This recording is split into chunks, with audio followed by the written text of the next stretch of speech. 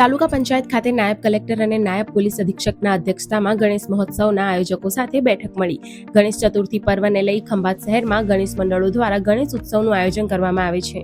જુદા જુદા વિસ્તારોમાં ગણેશ મૂર્તિઓની સ્થાપના કરવામાં આવે છે।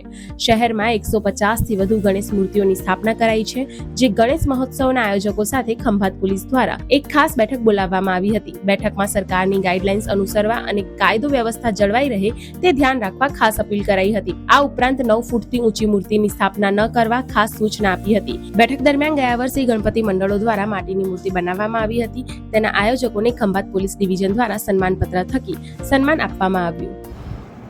ખંભાત શહેર ખાતે આગામી ગણેશ ચતુર્થી તહેવાર અનુસંધાને મહેરબાન પ્રાંત સાહેબ તથા વિભાગીય પોલીસ અધિક્ષક કુંપાવા સાહેબની અધ્યક્ષતામાં ગણપતિ સ્થાપનના તમામ આયોજકોનું આજે એક મિટિંગ રાખવામાં આવેલી, જેની અંદર કાયદો અને વ્યવસ્થા જાળવવા માટે શું તકેદારી રાખવી, સરકારશ્રીના નિર્દેશ મુજબ 9 ફૂટની મૂર્તિ રાખવી તથા સુચારુ રૂપે શાંતિમય ગણેશ મહોત્સવ પૂરો થાય તે બાબતે સૂચનો કરવામાં આવેલ છે।